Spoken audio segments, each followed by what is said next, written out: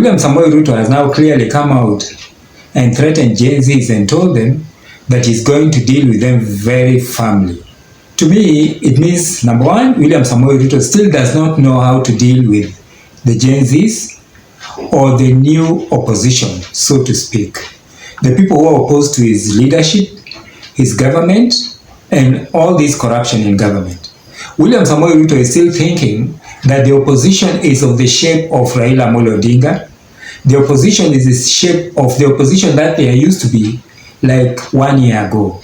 But that has totally changed, as in terms of the opposition now is totally different, and the strategy is so different. He says that, when he called them for a meeting, he says that when they asked him to dissolve cabinet, he did dissolve his cabinet. When they asked him to withdraw the finance bill, he withdrew the finance bill.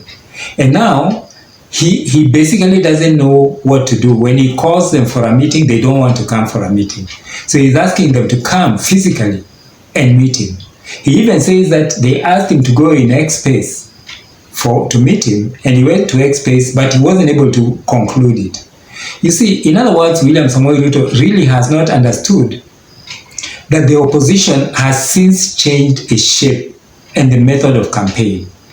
This new opposition will be a very difficult opposition to manage, because for them, mobilizing does not really mean spending money or sending money to supporters to go somewhere or whatever. You see, just in social media, the generation that is actually out there in social media is able to mobilize and able to arrange activities with minimal kind of finances. So this issue of saying it's the Ford Foundation, it's somebody should come out, there's a specific person who is actually sitting there and is not willing to meet William Samoei Ruto. It's all just his imagination. As a matter of fact, like I had said, Gen Zs and these people who are the new opposition, it's not really like leaderless, it's not like they are faceless, it's not like they are formless or they don't know what they are doing. These are well-informed people. And the fight has actually been taken out of the normal opposition as we know it into now the cyberspace. So this is some kind of campaign that is going to be very difficult to deal with. And William Samoei Ruto has to really re-educate himself and be able to deal with matters now, as in terms of being able to deal with opposition who essentially will not be out there physically. You see, a lot of people have joined the fight in this of Gen Zs. And the advisors of William Samoei Ruto are also unable to quite advise him on the way forward, because William Samoei Ruto depends on his politicians, to advise him on the way forward. Lately, he's recruited Raila Amolo Odinga, who is now actively there, trying to divide Azimio and use Azimio to support him in his bid. Yet actually Azimio itself, as in the wing of Raila Amolo Odinga, also have this kind of confusion as in how to deal with the current opposition. But I'll give William Samoei Ruto some advice. Number one, William Samoei Ruto needs to throw away all his friends. He needs to forget about his friends now. This thing is not formless, it's not shapeless, it's not leaderless.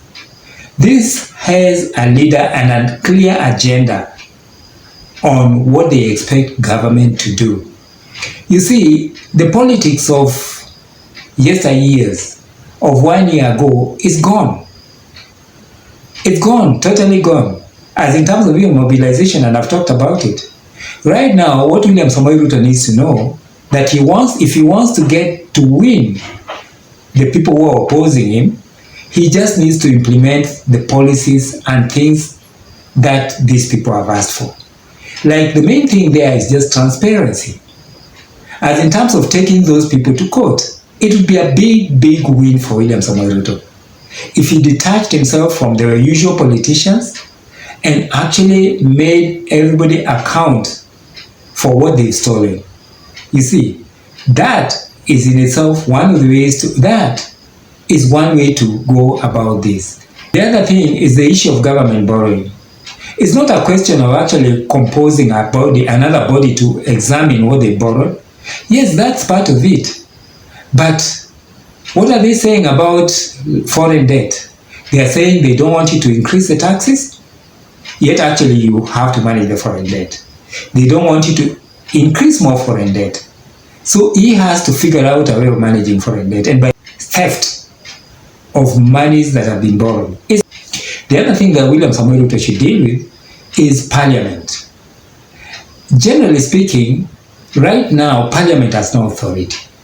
And William Samoei Ruto attempting to clean up, show a face that is recovering, recruit for Raila Amolo Odinga, is not attainable because people don't simply trust Parliament.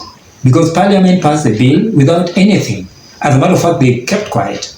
So Parliament, if William Samoei Ruto can deal with Parliament or let the Gen Zs deal with Parliament in terms of recalling those particular people, then that is a way forward. The last thing is the issue of IEBC. William Samoei Ruto should be preparing himself for proper elections, sort out the mess in IEBC. We know very well that the server wasn't open. It was not just a question of the server. It's the contents, what is inside the server.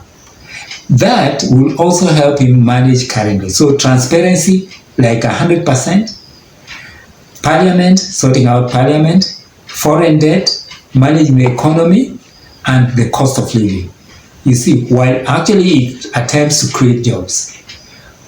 The other fundamental thing that maybe is the first thing that William Samoei Ruto should deal with is the issue of police. You see, police can no longer do what they used to do. Similarly, they are unable to handle the complaints and problems that are there now. Anything that police do is so transparent out there. There's nothing like, just, hijacking people or like, kidnapping people. This kind of tactics should end. You see? So William Samoei Ruto needs to sort out the police force. There's nothing like independence of the police. Oh, I've given them money and now they're independent. No. He is still responsible in this system of the rot in the police force. Like I said last time, if you take one police commissioner and resign them or send them away, and you pick from the same rotten bag of policemen, what do you expect? So comprehensive police reforms and the issue of those people who are abducted, who are killed, justice for them. And maybe that will be the way forward for William Samoei Ruto. Ditch your friends. Ditch your friends. Sort out Parliament. Sort out the police force.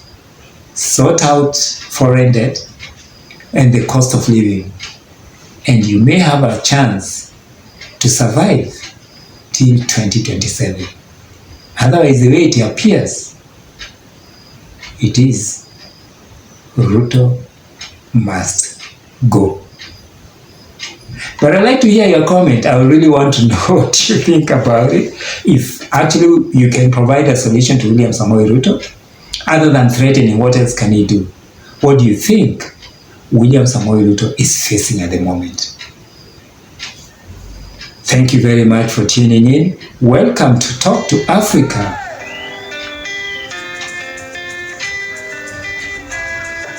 My name is George.